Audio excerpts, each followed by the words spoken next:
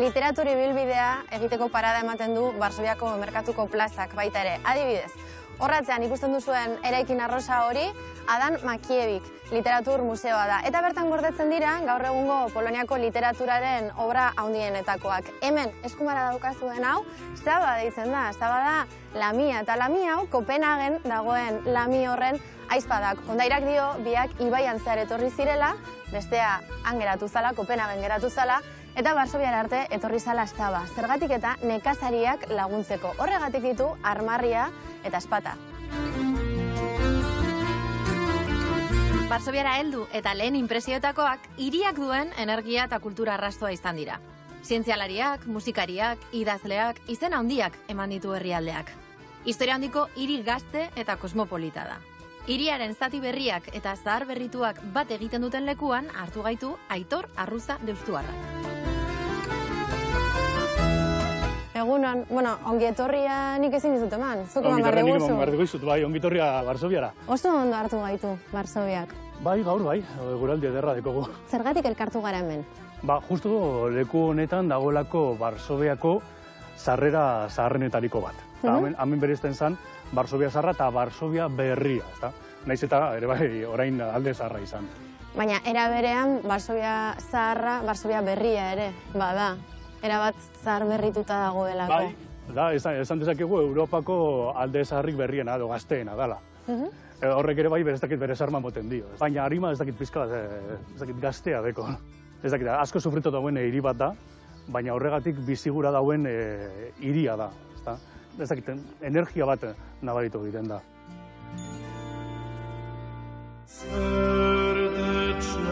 Politikak eta erlijioak pisu handia dute Polonian. Gizartearen 60%ak katolikotzat du bere burua.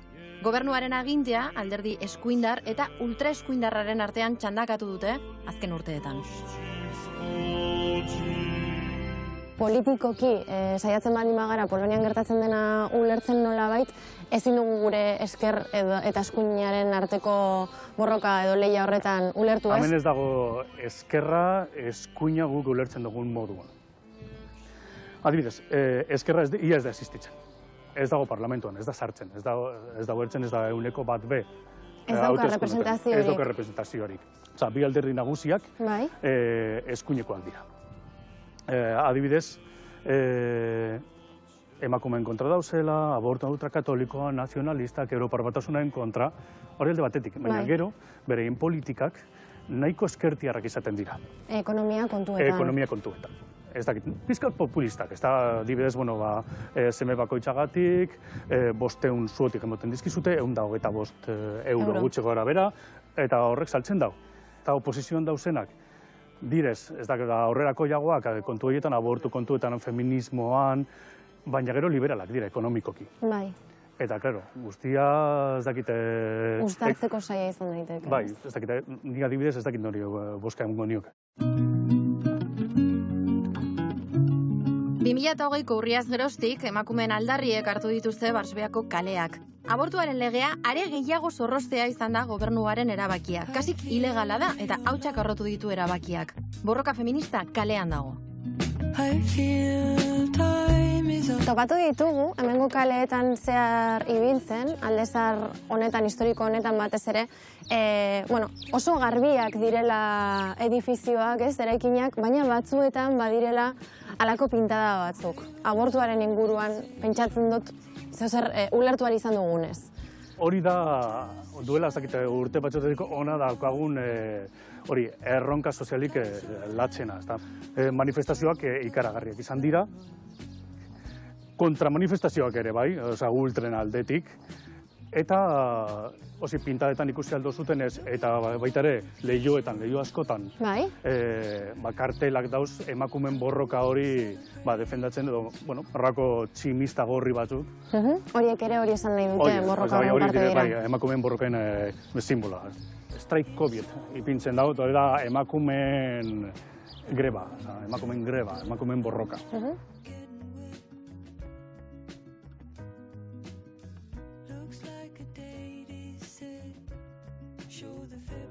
Giltzarrapo pila bat ikusten ditugu, hemen ere Europako beste bat hiriburuetan gertatzen den bezala. Bai, justo hori, aldezarrean dagoen miradore baten gauz, eta oso leku erromantiko baten ikusten duzuten ez da. Poloniarrako oso romantikoak direzelako. Oso romantikoak ze zentzutan? Zentzu klasikoan. Eskua eskatzeko belanik behar izatarekin. Eskua eskatzearena oraindik ere egiten dute? Bai, eskatu egiten dute, bai. Romantizismoaz hitz egiten ari garela, romantizismoaren edo maitasunaren eguna, ez? Beti izan da otsaiak 14. Bai, otsailean maioa izaten da, pizka bat naska moteko moduko giro bat amentz, ez da, guztiak lorekin, bomboiekin, eta bat. Glukosa igotzen, ez? Glukosa igotzen. Bai, leku hau beteta egoten da, noski.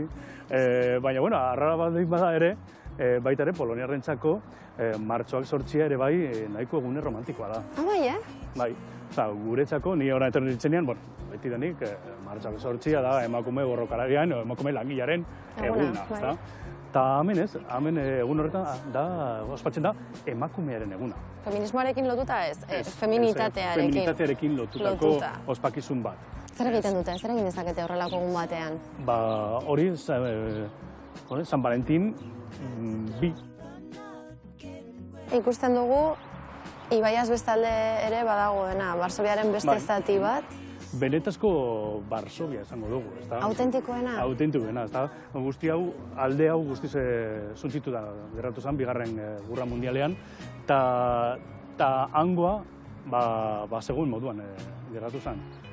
Armada Sovietarra han geratu zen, hemen altzamendu izan zanean, eta angelitu egin ziren, eta hemen Alemaniarrek edo naziek guztia zuntzitu zuten bitartean, angel ditu ziren. Orduan, hori arkitektonikoki geratu zen igual garaian zen bezalakoa, ez? Eta bitartean hemen, dana zaharraskitu eta eraberritu behar izan zuten. Bai, alde zaharra segun moduan berrereki, baina erdikaldea, sovietar modun edo sovietar estiloan berrereki egin zuten. Praga deitzen da, ez? Praga deitzen da, bai, askok konfundio egiten direz, Txekiako Pragarekin, baina ez hau da Varsoviako Praga. Polonia aldatzen ari da. Garaibateko langileen milk bar zaharrak galtzen ari dira, globalizazioak berezko ikurrak irentsi ditu.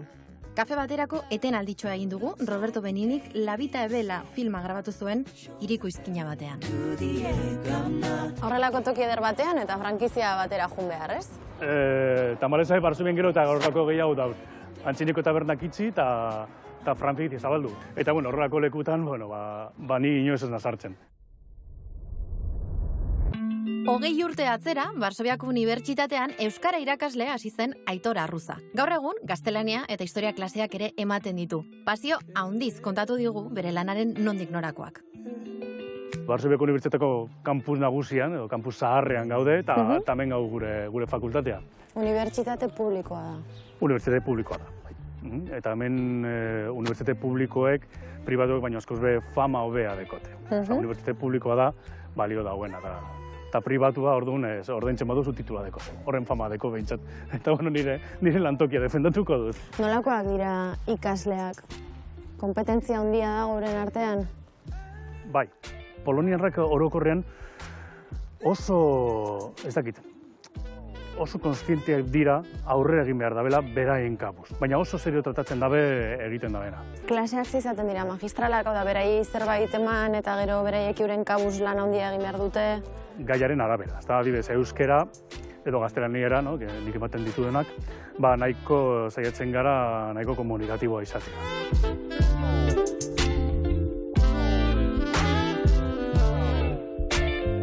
Nolakoa izaten da egunero? Ikasleak betetzen dituzte, betetzen dute kampusa? Kampusa, bai. Edo kafetegian pasatzen da denbora? Ez, oso ezberdina da. Hemen kafetegiak bat dauz, eraikin guztietan dago kafetegi txiko bat, baina jatetxe antzeko bat da.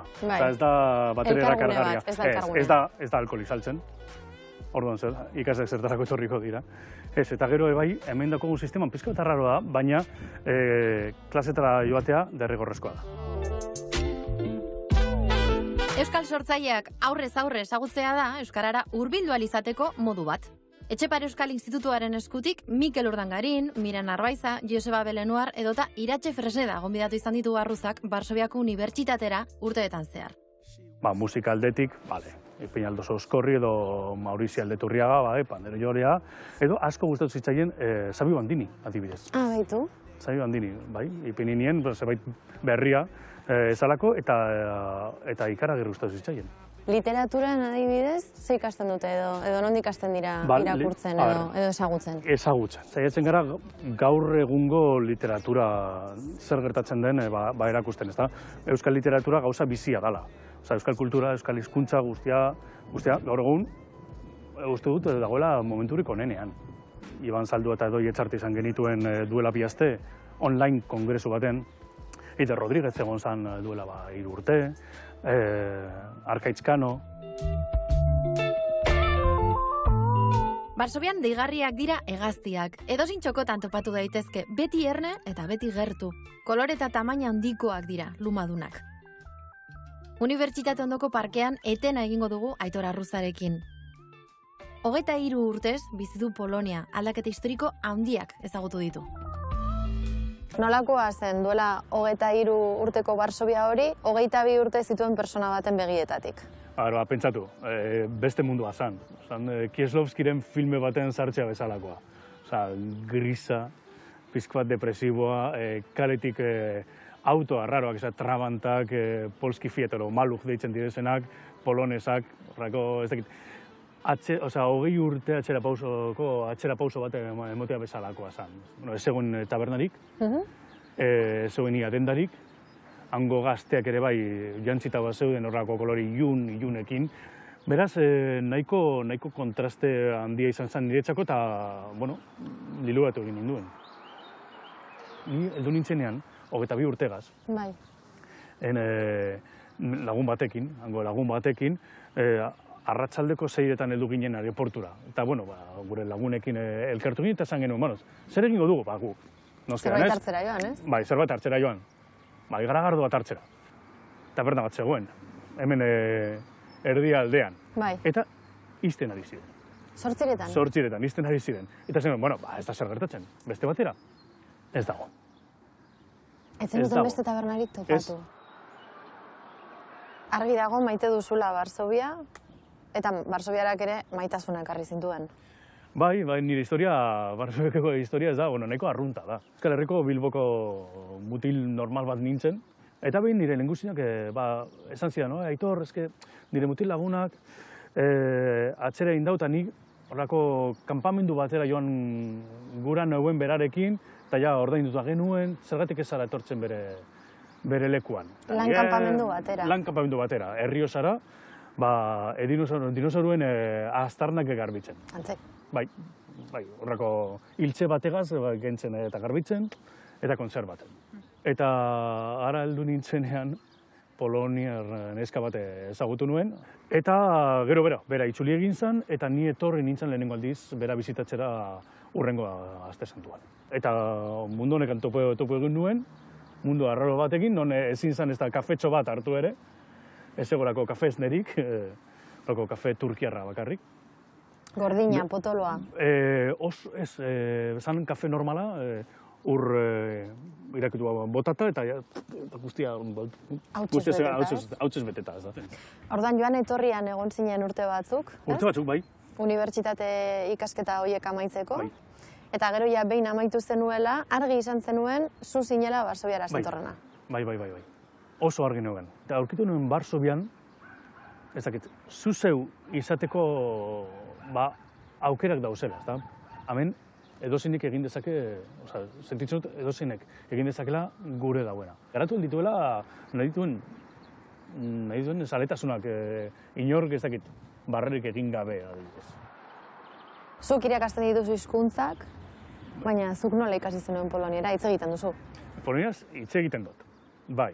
Esaten dabe, euskera dela munduko hizkuntzarik zainenetariko bat. Nago bat ere ados, polonieraz askoz bez zailagoa baita. Zer da gehien kostatu zaizuna polonieraz? Idaztea. Ahoskatzea ere bai, ahoskatzea oso zaila da, soinu zibilante asko dituzte, ni bizkaitarra naz gainera, eta ez doket errastasunik haiek bere izteko, baina idaztea, oraindik asko kostatzen zait. Etxean hizkuntzatan hitz egiten duzue? Emazterekin gaztelaniaz, eta semeekin euskeraz. Beitu? Bai, 3 seme ditut, Patxi, Estaniz eta Teo, eta bereekin euskera egiten dut. Bai, bereek elebidunak dira, baina euskera eta poloniera egiten dabe. Aber, zelako soinua dauka? Ezan aldi guzu zer? Zerbait, adibidez, bontxe zeslibe, ipitxe eslibe. Hori zer da? Izan zoriontsuak eta edan patxarana, horrelako zerbait.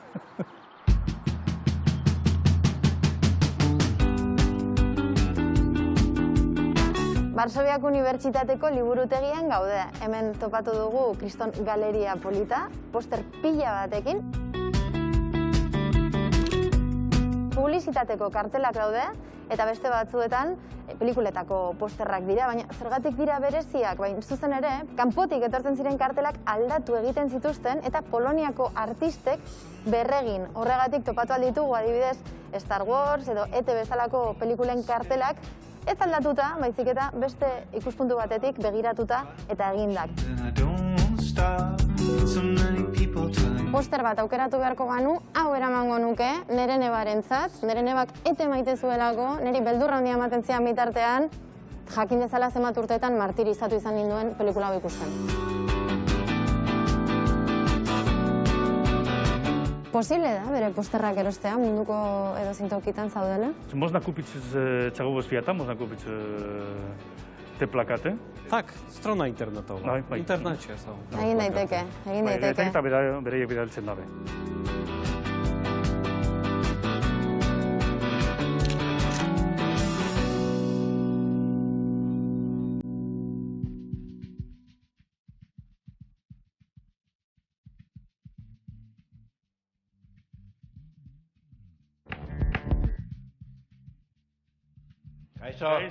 Kaixo, arrastion. Hola.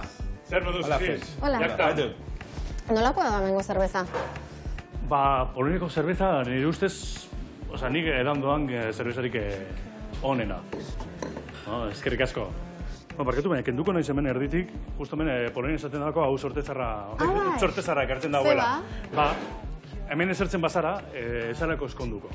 Baina zu jaskonduta zaude? Ja, baina, inork ez dakiz gertatuko, etorkizunean. Aitor, zeintzuk izan dira zure urte hauetan adibidez, gogoan dituzu momenturik gogoan garrienak? Gogoratzen ez adibidez baten, merkadio baten nengola, hor, Jarmark Europa, orain Estadio Nazionala dagoen lekuan, nolatan han guztiatik saltzen zen. Polonia zegoen Europar Batasunean, orduan han zan merkado salvaje bat. Errusiatik etortzen ziren autobusak eta adibidezan emakumeak saltzen zituzten. Emakumeak saldu egiten zituzten? Bai, adibidez prostituziorako gertzen zituzten Errusiatik eta saltu egiten zituzten. Baina ez egiten ari zara, 20 urte atzera, emakumeak saltzen zituztela estadio batean? Bai, Europar Batasunean sartu baino lehen, bai horrela esaten zan. 2008 urtean Europar Batasunean sartu ginenean, guztiz aldatu gintzen guztia. Nik gogoratzen dute erreferendum hori, gogoratzen dut, Europar Batasunan bai edo ez? Baiero ez. Urduritasun handia zegoen, lagun guztiak batu ginen, gero, baiezkoa atara zanean, guztiak beste deitzen, zorionak emoten, eta, esperantza ikusi genuen, pizka bat atzeratuta zegoen herri batentzat. Nola esaten duzu hemen? Nazdrovia. Nazdrovia. Nazdrovia.